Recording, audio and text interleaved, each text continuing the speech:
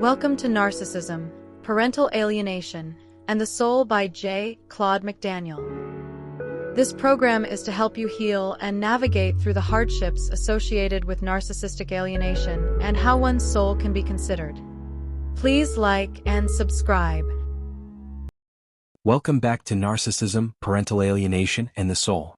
In our first episode, we explored one of humanity's oldest questions. What makes us human? We examined Plato's theory that the soul consists of three parts: reason, spirit, and appetite, and considered whether narcissistic behavior may resemble a life where appetite has overwhelmed wisdom and moral character. But Plato was only one voice in a conversation that has lasted for thousands of years. Tonight we continue that journey. Across civilizations, across religions, across philosophy, across modern science, humanity has repeatedly returned to one profound mystery. What exactly is the soul? More importantly, if something appears broken inside a person, is it their personality, their biology, or something even deeper? Let's continue our search. Only a generation after Plato came another philosopher whose influence would shape Western civilization for over 2,000 years. His name was Aristotle. His book, De Anima, Latin for On the Soul, remains one of history's most important works on human nature. Unlike Plato, Aristotle did not see the soul as something entirely separate from the body. Instead, he believed the soul was the principle that makes a living thing alive. Without the soul, there is no life. Without life, matter becomes only matter. A living tree possesses a soul. A bird possesses a soul. Your family pet possesses a soul. Not because they reason exactly as humans do, but because they possess the inner capacities unique to living organisms. Plants grow. Animals perceive. They respond. They remember. Many clearly display affection, loyalty, fear, comfort, and even grief. Modern pet owners witness these behaviors every day. Aristotle believed these capacities reflected different levels of soul. 3 levels of soul. Aristotle described 3 basic kinds of living souls. The first was the vegetative soul. Plants grow, absorb nutrients, reproduce, but they do not reason. The second was the sensitive soul. Animals possess perception, movement, emotion, memory. Many demonstrate remarkable loyalty and attachment. Finally comes the rational soul. Humans possess everything found in plants and animals, but also reason, reflection, abstract thought, moral deliberation, the ability to ask questions like, should I do this? Is this right? What kind of person do I want to become? These capacities distinguish humanity in Aristotle's philosophy. Why this matters? Why discuss Aristotle in a series about narcissism? Because his philosophy reminds us that being intelligent is not the same as being wise. Many narcissistic individuals are exceptionally intelligent.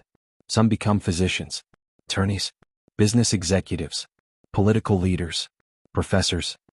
Yet intelligence alone does not guarantee compassion. Knowledge alone does not produce humility. Reason can become a servant of selfish ambition rather than truth.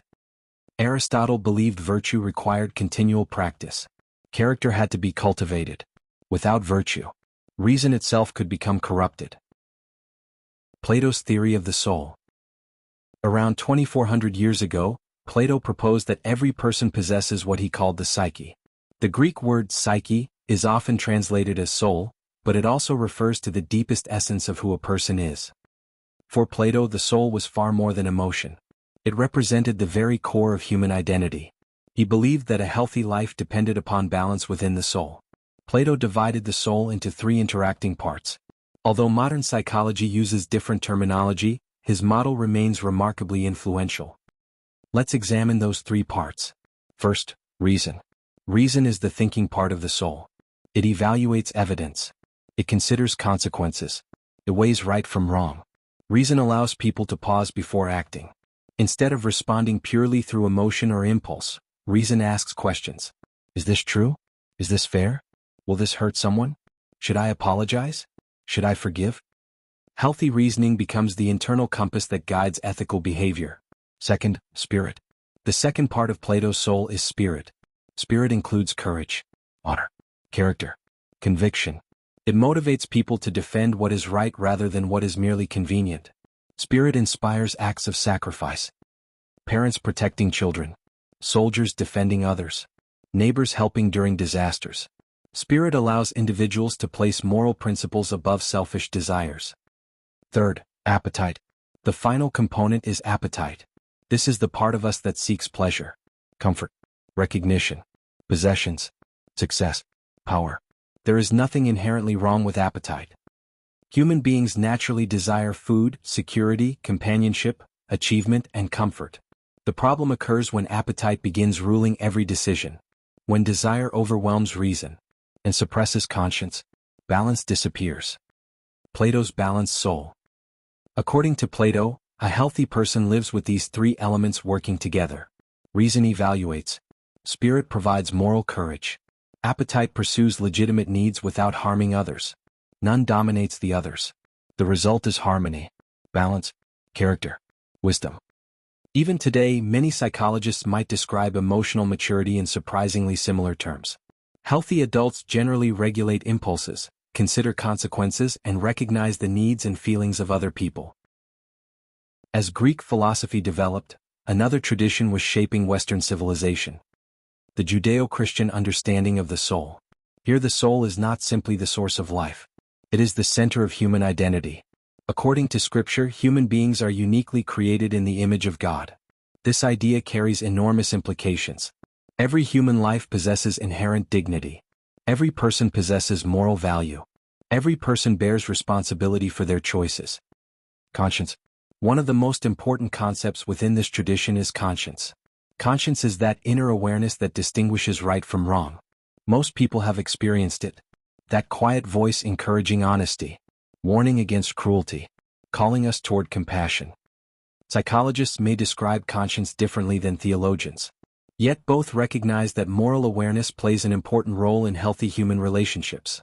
Many researchers studying severe narcissistic traits have observed that individuals may minimize guilt, rationalize harmful behavior, or show diminished concern for the suffering of others.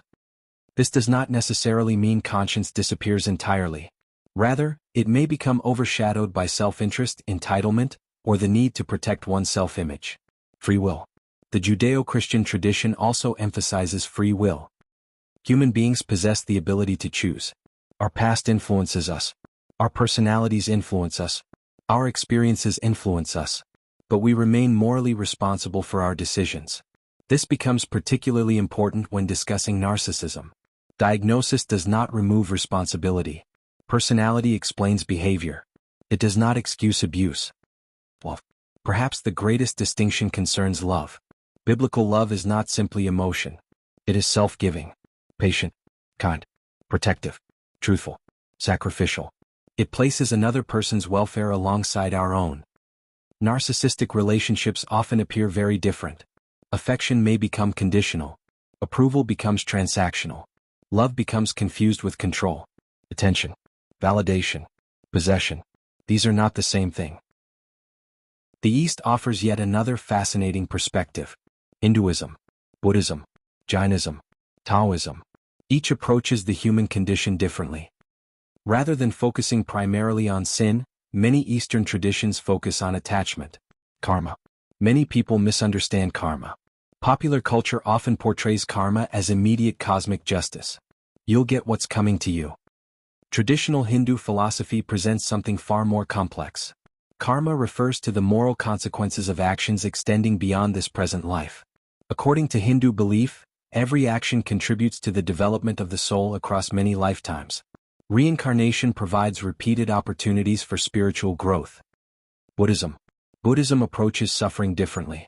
It teaches that attachment, craving, and the illusion that everything must satisfy our desires become major causes of suffering. Notice how interesting this becomes when compared with narcissism. Many narcissistic behaviors revolve around constant craving, recognition, status, admiration, control, validation. The more these desires dominate, the less contentment appears possible. Then we arrive at modern psychology. Unlike philosophy or religion, psychology generally avoids making claims about immortal souls.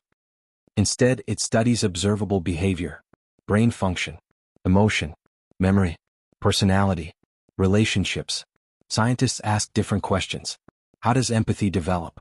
How does trauma affect attachment? How does personality form? How does the brain regulate emotion? These questions can often be tested scientifically. What psychology can explain? Psychology explains behavior, studies cognition, how we think, emotion, how we feel, attachment, how early relationships shape later life, personality, the enduring patterns that influence behavior throughout adulthood, neurobiology, how the brain produces thought, memory, and emotion. These discoveries have transformed our understanding of human behavior, but some questions remain. Yet even psychology acknowledges certain questions remain philosophical. Why do humans admire courage? Why does sacrifice inspire us? Why does beauty move us? Why do justice and mercy feel meaningful? Why do so many people instinctively recognize compassion as something good? Science can often describe these experiences. It is less equipped to explain why they matter so deeply. That conversation continues within philosophy, religion, and the humanities. As we compare these traditions, something remarkable appears. Plato valued balance. Aristotle emphasized virtue. Judaism emphasized covenant. Christianity emphasized love and moral accountability. Hinduism emphasized karma. Buddhism emphasized freedom from destructive attachment. Modern psychology emphasizes healthy emotional development and secure relationships. Different languages, different cultures, different centuries. Yet they repeatedly celebrate many of the same human qualities: compassion, humility, truthfulness, self-control, empathy, wisdom. Perhaps that shared pattern deserves our attention. In our next episode, we move from philosophy into neuroscience. Can empathy actually be measured? Can parts of the brain involved in compassion become impaired? What have psychologists discovered about narcissistic personality disorder? And what can science tell us about the remarkable human capacity for both healing and harm? Join me as we continue exploring narcissism, parental alienation, and the soul. If you found this discussion meaningful, please subscribe, share it with others, and leave your thoughts in the comments. Until next time, remember, throughout history, civilizations have disagreed about many things, but they have consistently recognized one truth: the character we build within ourselves ultimately shapes the lives of everyone around us. This ends episode 2, Narcissism, Parental Alienation, and the Soul. Please like, subscribe, and tap the bell to be notified of our next episode.